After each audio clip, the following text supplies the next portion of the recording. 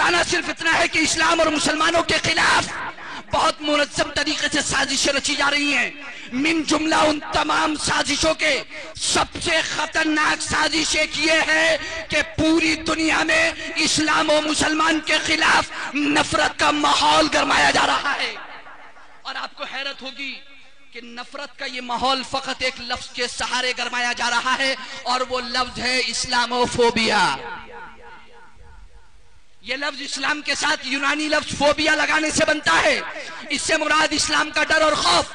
عام طور سے غیر مسلموں کو اسلام، مسلمان اور اسلامی تہذیب سے ڈرایا جاتا ہے، اور ان کے دل میں اسلام سے خوف پیدا کیا جاتا ہے، جسے اسلاموفوبیا کہتے ہیں. پچھلی 2-3 دہائیوں سے یہ لفظ کافی مقبول ہوا ہے.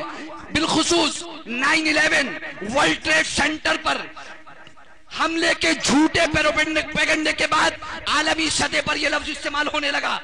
البتہ اس کا بیانیہ مختلف ممالک میں جداگانہ ہے. ہندوستان میں اسلاموفوبیا کی بنیادیں زیادہ گہری اور وسیع ہیں. اس کی وجوہات سیاسی ہونے کے ساتھ ساتھ تہذیبی اور تاریخی بھی ہیں.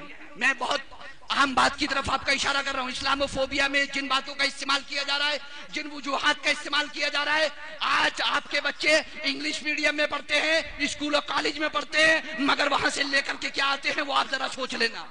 چاہے آپ چاہو یا نہ چاہو، وہ زہر ان کی نسوں میں گھولا جا رہا ہے. ہندوستان میں اسلاموفوبیا صرف خوف کی بنیاد پر نہیں، بلکہ اس میں تعصب، بغض اور نفرت و عداوت بھی شامل ہے. یہ شدید نفرت ہی ہے جب سینکڑوں لوگوں کا ایک جتھا نہتے اور تنہا شخص کو پیٹ پیٹ کر قتل کر دیتا ہے، جس کے لیے گریجویٹ طبقے نے بڑی شان سے موب لنچنگ کا ورڈ یوز کیا. بڑی شان سے بیان کرتے ہیں موب لنچنگ کا واقعہ ہو گیا. کیا ہوا ہے؟ سیدھے کا ہونا کہ ایک جتھے نے مل کر کے ایک نہتے کو قتل کر دیا ہے. ایک جتھے نے مل کر نہتے کو قتل کر دیا ہے، اور اپنی اس حرکت پر ندامت و افسوس کے بجائے فخریہ ویڈیو شیئر کرتا ہے. یہ نفرت اچانک چند سالوں میں پیدا نہیں ہوئی، بلکہ برسوں تک نسل در نسل ذہنوں میں اس کی کاشت کی گئی ہے. ہندوستان میں اسلاموفوبیا کے لیے چند باتوں کو بنیاد بنایا جاتا ہے. میں جس بات کو بتانے جا رہا ہوں، کل کے اخبار میں ایودھیا سے پنڈتوں نے میٹنگ کر کے اس کو کل کے اخبار ہی میں شائع کیا. اگر آپ نے کل کے اخبار اٹھا کر کے دیکھے ہوں تو، اگر آپ کو معلوم ہو تو، ہندوستان میں اسلاموفوبیا کے لیے چند باتوں کو بنیاد بنایا گیا ہے: تاریخ، سیاست، مذہبی تہذیبی اختلاف اور نیشنلزم. یعنی اسلام فرسٹ انڈیا سیکنڈ. اسلام فرسٹ انڈیا سیکنڈ. مذکورہ باتوں میں تاریخ کو سب سے بڑے ہتھیار کے طور پر استعمال کیا جاتا ہے. اس کے لیے بالکل ہی نئی تاریخ گڑھی جاتی ہے. ماضی کے واقعات کو نئے زاویے سے بیان کیا جاتا ہے. مسلمان بادشاہوں بالخصوص مغلوں کے ظلم کی فرضی داستانیں سنائی جاتی ہیں، اور مسلمانوں کے بارے میں یہ باور کرایا جاتا ہے کہ یہ ایک وحشی اور درندہ صفت قوم ہے جنہوں نے یہاں کی مقدس تہذیب کو پامال کیا ہے. یہ بیرونی باہر کے حملہ آوروں کا گروہ ہے جو ہندوستان کو لوٹتا رہا ہے، اور اپنے مذہب کی تبلیغ کے لیے اس نے جبرن تبدیلی مذہب کروائی، تلوار کے زور پر اسلام کو پھیلایا، خواتین پر بدترین مظالم ڈھائے اور انہیں جبرن مسلمان کیا، مندروں کو توڑ کر مسجدوں کو تعمیر کیا، جس کے لیے بابری مسجد، کاشی، متھرا اور دیگر مساجد کو مثال میں پیش کیا جاتا ہے. آج مسلمانوں کے بچے بھی اسکول و کالج سے یہی ہسٹری پڑھ کر کے باہر آتے ہیں. دوسرا ہتھیار سیاست کی کرسی ہے، جسے اسلاموفوبیا کے لیے استعمال کیا گیا.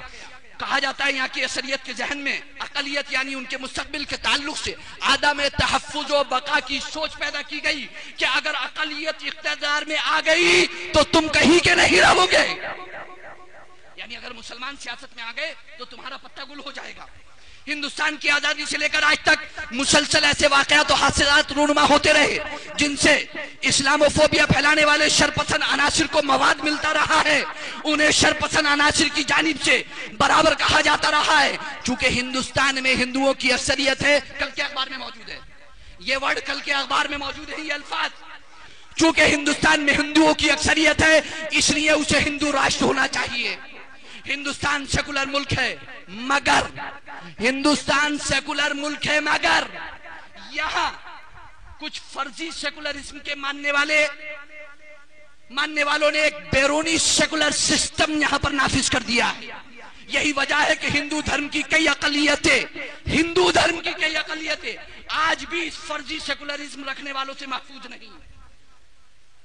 ان کے حقوق و مفادات کو مستقل نظر انداز کیا جا رہا ہے اور وہ خود بھی یہ بات اچھی طرح جانتے ہیں.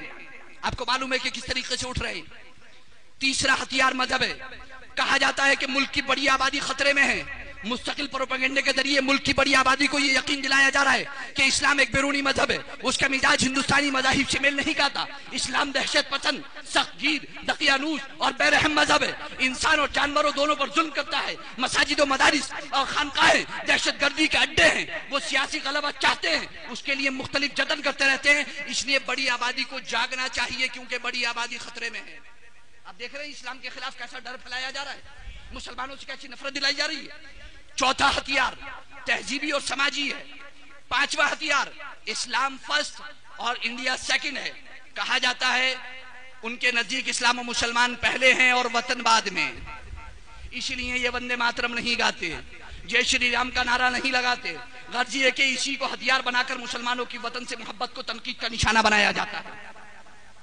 یہ ہے ہندوستان میں اسلامو فوبیا کی بنیادیں اور وجوہات. انہی کی بدولت سماج میں مسلم مخالف رجحانات بڑھائے جا رہے ہیں. مسلمانوں کے تئیں نفرت, تعصب و تنگ نظری اور ان کے اخراج کا بیانیہ مضبوط کیا جا رہا ہے. اظہار رائے کی آزادی کے نام پر اب اسلام و مسلمین پر کھلم کھلا حملے ہو رہے ہیں. سیاسی, سماجی اور معاشی سطح پر مسلمانوں کا بائیکاٹ ہو رہا ہے. ان کے لیے زمین تنگ ہو رہی ہے اور نفرت کی آگ ہے کہ بڑھتی چلی جا رہی ہے, جسے قابو کرنا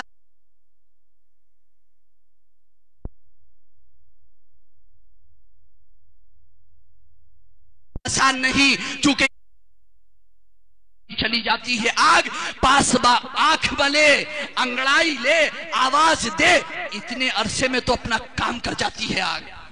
اتنے عرصے میں تو اپنا کام کر جاتی ہے آگ. اور اس میں سب سے بڑا رول اگر کسی نے پلے کیا ہے تو وہ کیا ہے میڈیا نے.